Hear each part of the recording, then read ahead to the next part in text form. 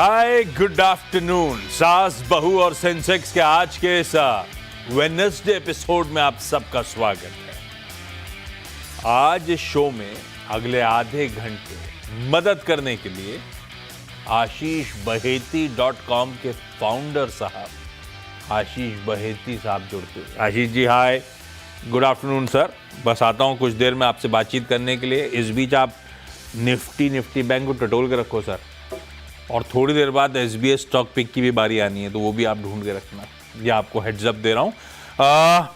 पहले तो इस शो में सास बहू और सेंसेक्स में अगर आप शिरकत करना चाहते हैं, जुड़ना चाहते हैं हमारे साथ, तो कैसे हो सकता है ये?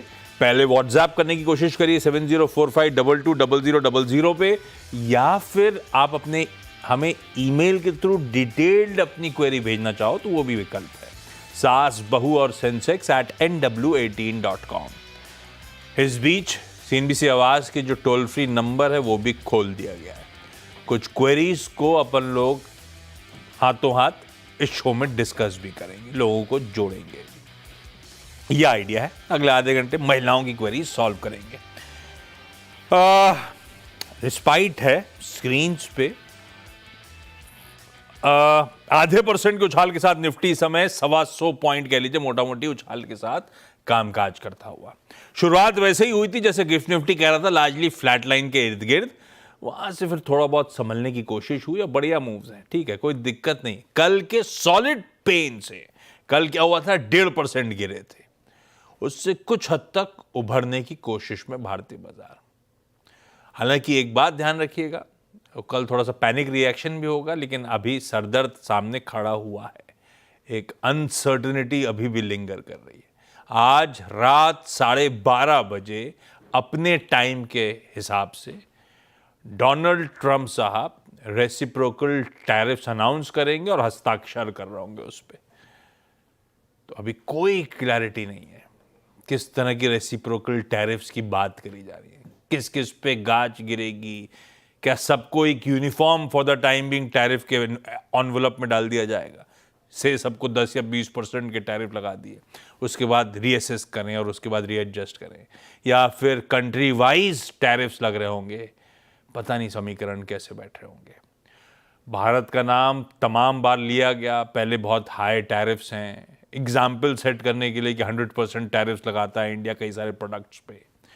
बाद में जाते जाते आजकल ऑफलेट बयान इस तरह के आ रहे थे कि PM मोदी की तारीफ, और ये कहा गया कि शायद इंडिया तैयार हो गया है सिग्निफिकेंट टैरिफ्स रिड्यूस करने के लिए डेडलाइन से पहले। तो बहुत कुछ हो रहा है और इंडिया उस लाइमलाइट में है, और हम औसतन सबसे ज़्यादा टैरिफ लगाते हैं। अलग अलग सेट्स में कंपेयर कर लीजिए, यूरोजोन से लेकर एशियन पीयर्स सबसे। तो अब देखते हैं हमारी डिप्लोमेसी किस हद तक काम करती है और ट्रम्प साहब का मूड क्या रहता है। खैर, ये सब रात में क्लैरिटी आएगी, पर वो अनसर्टेनिटी अभी भी लिंगर करती हुई। कल का सेशन उस याद से बेहद इंपॉर्टेंट होगा, मेक और ब्रेक हो सकता है भाई साहब। अगर हल्की फुल्की हुई तो शायद ऑलरेडी ग्लोबली भाव में है, stock markets across the globe वैसे ही रिएक्ट कर रहे होंगे। एग्रेसिव होगा तो एक तो मूड बिगड़ेगा, ऊपर से एक डर छिड़ जाएगा, ट्रेड वॉर का, टैरिफ वॉर का, ग्लोबली कोई भी सिनेरियो पेंट हो सकता है, हु नोस। खैर, ये सब रात की कहानी है। उससे पहले अभी का सेशन एंजॉय करिए। आधे % का उछाल निफ्टी पर है। कल जो पेन पॉकेट्स थी, आज वहां पर रिस्पाइट है। IT दबाव में था कल, मेरे ख्याल से 2.5% IT इंडेक्स कल दबाव में था। आज IT आपकी स्क्रीन पे रिस्पाइट प्ले आउट हो रहा है, 3/4% ऊपर है। बैंक्स में प्रेशर था, वो भी कल 1.5% गिरे थे। कोई HDFC बैंक, ICICI बैंक गिरा था, आज बैंक्स रिकवर करते हुए 3/4%। और वही HDFC bank, ICICI bank Nifty की कंट्रीब्यूशन प्लेट आएगी, सबसे बढ़िया परफॉर्म करके दे रहे हैं कंट्रीब्यूशन के लिहाज से। तो कल के प्रेशर्स कुछ हद तक ईज ऑफ हो रहे हैं, बस ये कहानी है अभी की। एक अच्छी चीज जो कल भी थी आज भी थी, वो है मार्केट की ब्रेथ। कल जब निफ्टी पिटा तो भी 2:1 एडवांसेस के फेवर में ब्रेथ थी, और आज भी मामला सुधरते ही चले जा रहा है। टच वुड 3:1 का रेशियो है, यानी जितने शेयर ट्रेड हो रहे हैं 75%, 3/4 इन ग्रीन है। तो 2 दिनों से ये ब्रेथ तो बढ़िया है। भाईती साहब गुड आफ्टरनून। है इंपॉर्टेंट इवेंट सामने खड़े। कल तो वैसे वीकली निफ्टी की एक्सपायरी भी होगी जब हम टैरिफ से रिएक्ट कर रहे होंगे। बैती साहब, पोजीशन कैसा निफ्टी? ये जो रिलीफ टाइप दिख रहा है, कुछ लेग्स और हैं इसके या छोड़ दिया जाए आज के लिए? Good afternoon Ashish ji. Ashish ji, in fact आज के लिए तो छोड़ देना चाहिए इंडेक्स को, क्योंकि देखिए पिछले 2 घंटे से भी अगर आप इंडेक्स देखेंगे तो बहुत टाइट रेंज मोमेंटम में ही है, और फर्स्ट 1 आवर में जो मूव बना था उसके बाद मार्केट एक कंसोलिडेशन कर रहा है। मार्केट भी अनिश्चित है कि किस तरफ मूव बड़ा दिखाए, बट जिनके पास लॉन्ग है बने रहे, क्योंकि मोमेंटम अच्छा पकड़ लिया है इंट्राडे में। और जो स्टॉप लॉस मेंटेन करना चाहिए वो आज के डे लो के करीब का 21,150 के करीब का एसएल मेंटेन करके होल्ड करे पोजीशन को। इनफैक्ट कैरी भी कर सकते हैं इस स्टॉप लॉस के साथ। जो ऊपर के टारगेट्स हमें लग रहा है कि अगर कल मार्केट अगर सही रहा जो इवेंट के कारण, तो 23,500 और उसके प्लस के लेवल्स देखने मिल सकते हैं। जैसे कि आपने भी बताया कि मार्केट ब्रेथ काफी अच्छी दिख रही है और हर सेक्टर में से काफी ग्रीन स्प्राउट्स या ग्रीन स्टॉक दिख रहे हैं, तो सेक्टर स्पेसिफिक मूव्स बहुत अच्छे मिल रहे हैं। बैंक निफ्टी में भी अगर हम चेक करें तो बैंक्स, प्राइवेट बैंक्स में एक अच्छा मूव देखने मिला है। आईसीआईसीआई और एक्सिस बैंक का एचडीएफसी का कंट्रीब्यूशन पॉजिटिवली आ रहा है यहाँ पर। तो यहाँ पे भी जिनके पास लॉन्ग है बने रहने की सलाह है। जो स्टॉप लॉस इसमें मेंटेन करना है वो छोटा सा 51,000 के एग्जैक्ट एसएल रखे वहीं पर, और हमें लग रहा है ऊपर की तरफ 51,700 और उसके बियॉन्ड के लेवल्स बैंक निफ्टी में भी देखने मिल सकते हैं। जी भाई, निफ्टी बैंक का ये बढ़िया सा व्यू। हाँ, सेक्टर्स मैंने आईटी बैंक की चर्चा कर दी थी क्योंकि कल सबसे ज्यादा पेन थे, सबसे ज्यादा हैवी वेट पॉकेट्स हैं, आज रिस्पाइट है कुछ। लेकिन हाँ, रियल एस्टेट में खासा पेन था, वो पॉकेट बाउंस बैक कर रही है। मेरे ख्याल से पेन होगा मुंबई के स्टैम्प ड्यूटी अपडेट्स का चलते, और वो पॉकेट बाउंस बैक कर रही है। आज कैपिटल मार्केट से जुड़ी स्टोरीज, एमसीएक्स वगैरह के लिए खबर खराब थी, जो एक्सपेक्टेशन से कम वॉल्यूम्स के आंकड़े Q4 के आए थे, उसके बावजूद कैपिटल मार्केट स्टोरी सब अच्छा कर रही हैं। इवन एमसीएक्स मजबूती के साथ ट्रेड कर रहा है। कंजम्पशन रिलेटेड स्टॉक्स, पूरा का पूरा बास्केट, इवन एफएमसीजी इंडेक्स दिखा दीजिएगा, उससे समझ में आ। ये देखिए आप, कंजम्पशन थीम बहुत बढ़िया कर रही है। ये पॉकेट्स हैं, ये थीम्स हैं जो बढ़िया आउट परफॉर्मेंस डिलीवर करती हुई। खैर, बातचीत करता रहूंगा बैती साहब से। एक्शन वाले स्टॉक्स पे अपन बातचीत करेंगे आगे भी, लेकिन पहले जो दर्शकगण जुड़ रहे हैं वो आपको स्क्रीन पे दिखा देता हूं। आज हमें नोएडा, बुलंदशहर उत्तर प्रदेश और सूरत गुजरात जाना है। सबसे पहले नोएडा से शिखा शर्मा जी के पास चला जाए। शिखा जी, हाय, गुड आफ्टरनून। शिखा मैम क्या करते हो नोएडा में आप? तो मैं हाउस वाइफ हूँ। और स्टॉक मार्केट में कब आए, कैसे आए? सर कुछ 1.5 year 2 years बैक मैंने स्टार्ट किया है। और क्या रीजन था? सर काफी टाइम था, हम बीइंग अ हाउस वाइफ, जैसे बेटी है मेरी वो स्कूल चली जाती है तो टाइम था, तो मेरे हस्बैंड ने encourage किया कि ट्राई किए जाए, आप करो, आप कर पाओगे। तो टिल देन वहां से स्टार्ट किया है। अभी थोड़ा सीख रही हूँ धीरे धीरे। सीख कैसे रहे हो, क्या सीख रहे हो? टेक्निकल्स, फंडामेंटल्स, थोड़े कैसे सीख रहे हो? सर कुछ तो ऑनलाइन जो भी टेक्स्ट वगैरह मिलते हैं उनसे, ताकि मेरे हस्बैंड हेल्प करते हैं, उनको नॉलेज है, वो मुझे कुछ वीडियोस उन्होंने मुझे फॉरवर्ड किए हैं? हाँ जी फॉरवर्ड किए, जिससे मुझे काफी हेल्प मिली सीखने में। ओके, और सीख क्या रहे हो? टेक्निकल चार्ट वार्ट स्टडी करना सीख रहे हो क्या? सर इतना डिटेल में अभी तो नहीं, पर थोड़ा बहुत हाँ जी। ओके, तो स्टॉक्स खुद ही चुन रहे हो, आप और हस्बैंड मिलकर डिसाइड करते हो कौन सा स्टॉक लेना है? जी जी। परफेक्ट है। ओके, शिखा मैम, पहला सवाल कौन सा? सर मेरा पहला है टीवी टुडे के रिलेटेड। तो ये परचेज है 300 shares at the rate of 267। और ये टीवी टुडे क्यों चुना था? लंबी अवधि के लिहाज से सोच के लिया था या ट्रेडिंग वीडिंग का मन था उस समय? नहीं नहीं सर, लंबी अवधि के लिए नहीं था। एक्चुअली इन्होंने डिविडेंड अनाउंस किया था तब, back in September I guess. तो उसमें हम लिया था, बट उसके बाद से ये काफी ड्रॉप कर रहा है, नीचे ही जा रहा है। तो फिर मुझे पूछना था इसका अब क्या किया जा सकता है। डिविडेंड अनाउंस किया था? कोई तगड़ा डिविडेंड आने वाला था क्या? सर एक्चुअली मैं होता कि छोटे कब लिया था, कितना टाइम हो गया? सर सितंबर लास्ट ईयर। सितंबर लास्ट ईयर, सितंबर 2024। तो 8.5 रुपए का डिविडेंड आने वाला था। जी सर, थोड़ा ही था, बट एक्चुअली क्योंकि मैं ज्यादा छोटे छोटे गेम्स प्रेफर कर रही हूँ, अभी सीख रही हूँ, इसलिए ज्यादा उसमें मैं तो होता है। डिविडेंड तो आ गया आपके पास 8.5 रुपए का, लेकिन 100 रुपए का ऊपर से नुकसान हो गया। जी जी। भाई साहब क्या करें भाई? जी आशीष जी, देखिए चार्ट्स पे तो प्रेशर है, और नॉट जस्ट टीवी टुडे, पूरा का पूरा मीडिया स्पेस में ही प्रेशर बना हुआ है। हमने देखा कि मीडिया के सारे शेयर्स में ही एक गिरावट देखने मिली है, और पुल बैक कहीं भी सस्टेन नहीं हो पा रहा है। तो हमारी सलाह रहेगी कि यहाँ पे थोड़ा सा कॉशियस रहे, कोई पुल बैक आता है तो इसमें से एग्जिट करे। नीचे में एक स्टॉप लॉस जरूर 152 के करीब का मेंटेन करे स्टॉक में। अगर उसके नीचे जाता है तो भी एग्जिट करने की सलाह है, और कोई पुल बैक आता है तो वहां पे भी एग्जिट करने की सलाह रहेगी इसमें। नहीं है शिखा मैम, 152 का स्टॉप लॉस लगाइए, नीचे गया तो वो ट्रिगर होगा, अपन बाहर आ जाएंगे। और कोई बाउंस बैक आ रहा है, तेजी आ रही है, तो भी निकलने के ही मौके ढूंढिएगा। टीवी टुडे से निकलना है। मैं लौटता हूं आपकी अगली क्वेरी के लिए। बुलंदशहर से मोनिका मैम भी जुड़ती हुई। Monica ma'am hi, good afternoon. Bulandshahr हो गया हेलो सर, यूपी, बुलंदशहर तो एनसीआर में भी आ गया ना? Yes sir, yes sir. हाँ, यूपी में है लेकिन नेशनल कैपिटल रीजन का हिस्सा हो गया। मोनिका मैम, आप कब से स्टॉक मार्केट से जुड़े हो? सर 10 साल हो गए हैं। 10 साल हो गए। और खुद ही अपने स्टॉक स्टडी करते हो, खुद ही चुनते हो, खुद ही सब करते हो, ऐसा है? जी जी। कैसा कर रहा है सर, पोर्टफोलियो 10 साल से? मजा आ रहा है स्टॉक ठीक चल मार्केट रहा है में? सर। अभी हम लोगों ने पार्शियली प्रॉफिट भी बुक किया है। ओके। और स्टॉक, चलिए पहला स्टॉक कौन सा मोनिका मैम? मेरा पहला एनटीपीसी है। ओके। 313 के रेट पे लिए हुए हैं 100 शेयर। 313 पे 100 शेयर, और ये सोच के लिया है कि लंबी अवधि के लिए रखूंगी, ऐसा? 4 to 5 years। तो बहती साहब से पूछूं क्या, सही स्टॉक लिया है लंबी अवधि के लिए या नहीं, ऐसा पूछूं? यही पूछ लेता हूं। बहती साहब, लंबी अवधि के लिए सही चयन है क्या, और सही भाव पे है क्या? 313 पे हमने रीजनेबल लॉन्ग टर्म के लिए ले रखा है, 3-5 साल के लिए मैम कह रही है।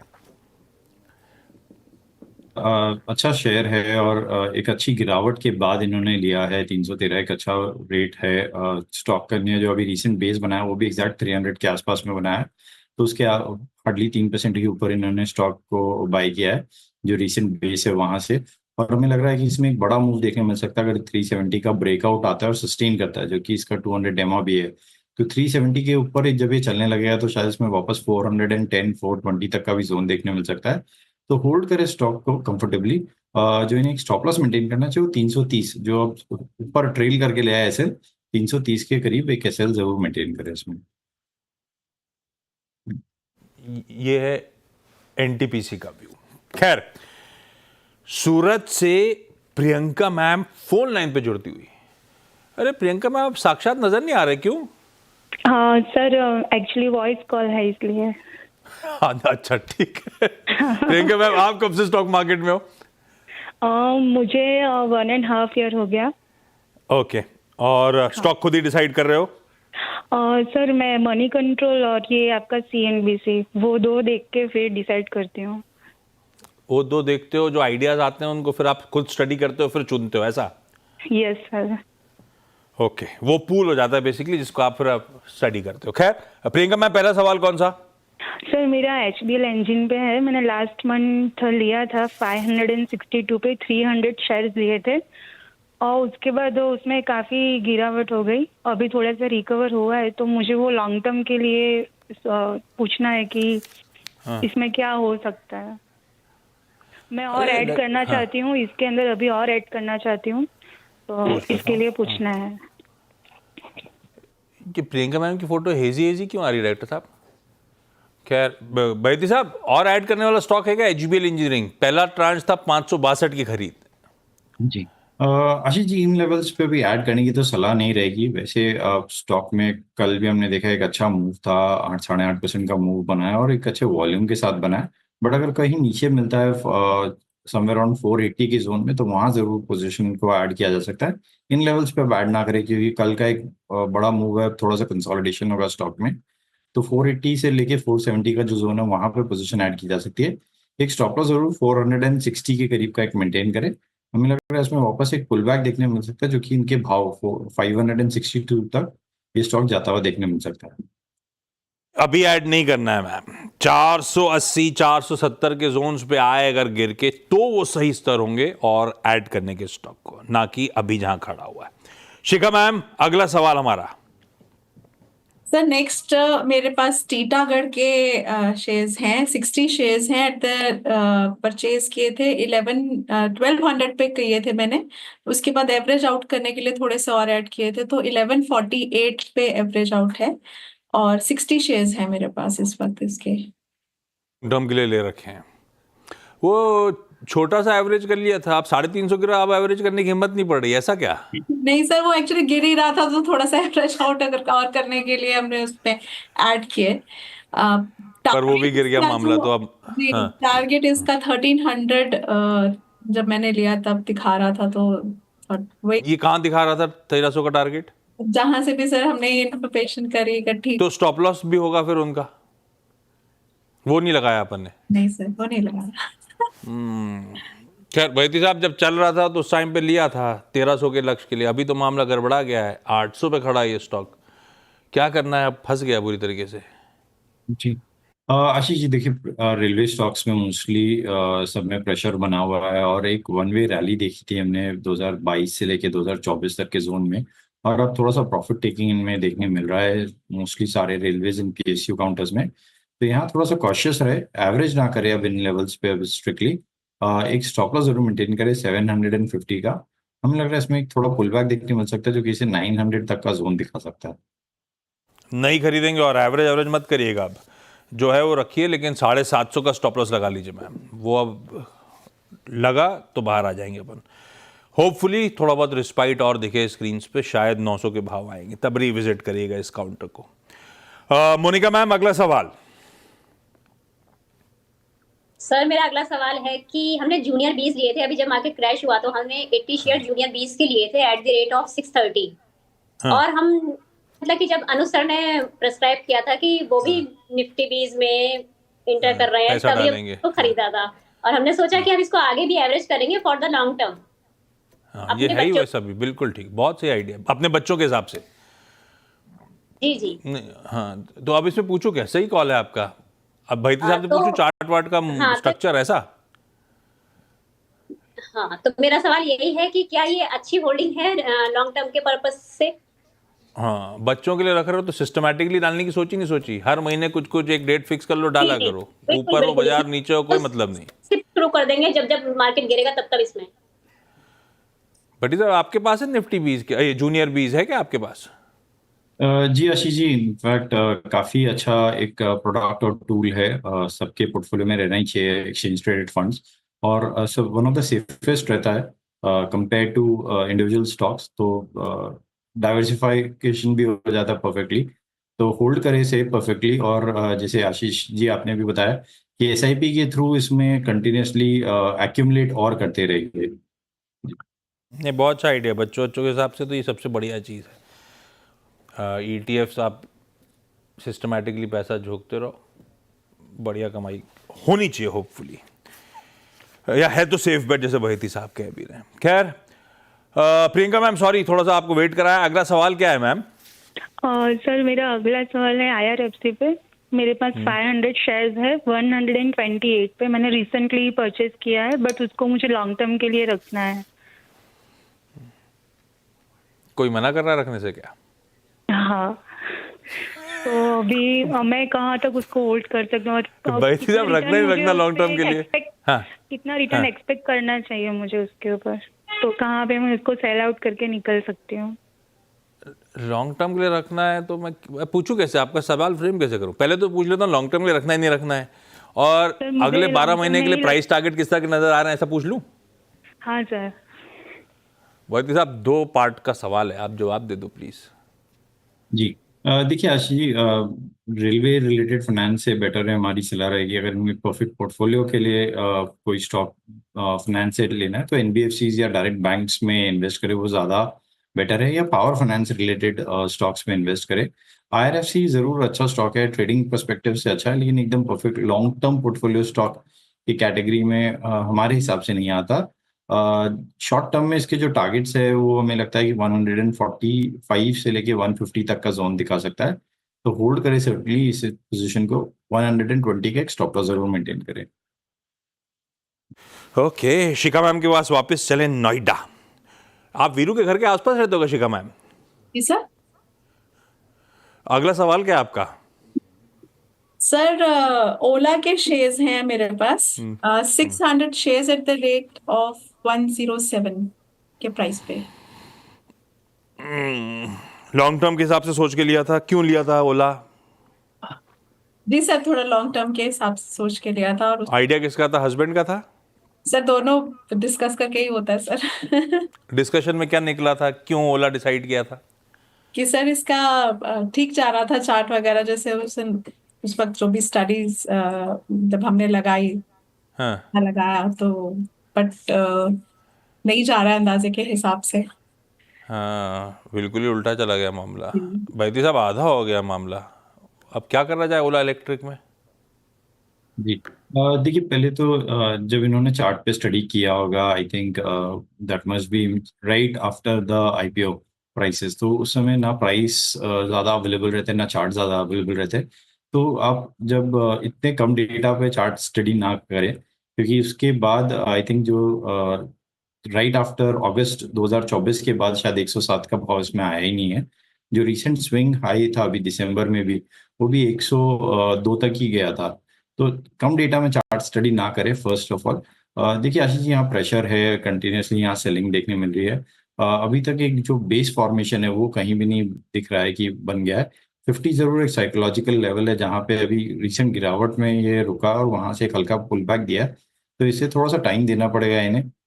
एक 50 का 50 रुपीज का एक स्टॉप लॉस जरूर रखें। ऊपर में हमें लगता है शायद अगर ये पुल बैक सस्टेन करता है तो 60 तक ये मूव दिखा सकता है।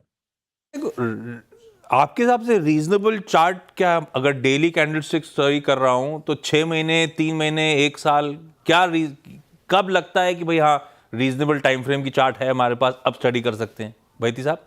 जी आशीष जी, कम से कम 1 साल का चार्ट स्ट्रक्चर होना चाहिए, 200 कैंडल्स, तो एक रीजनेबल उसमें स्टडी किया जा सकता है। ओके मैम, आपने बहुत जल्दी चार्ट को स्टडी कर डाला और मामला सब गड़बड़ा गया।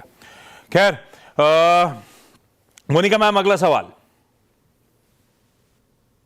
सर मेरा अगला सवाल है कि अभी हमने जब ये महिंद्रा की गिरावट हुई थी तो हमने उसमें 25 शेयर लिए हैं 2660 के रेट पे। ये भी हमने लॉन्ग टर्म के लिए लिए हैं। हमको लग रहा है कि हमने बहुत नीचे, कुछ नहीं पता कि और नीचे चला जाए तो। ये किसी को नहीं पता। अच्छी पेडिग्री कंपनी गिरावट में, लोगों को 3300-3200 में जब खड़ा था तब अच्छी लग रही थी, आपने तो 2600 में लिया है, तो ऐसा कुछ बुराई तो हुई नहीं है। खैर, हाँ, फंडामेंटली अच्छी है, सही भाव पे, या फिर आगे का आउटलुक कैसा है? बैती साहब से पूछ लेता हूँ। बैती साहब, इस गिरावट में महिंद्रा इसी भाव के आसपास ले लिया है, सही किया क्या हमने?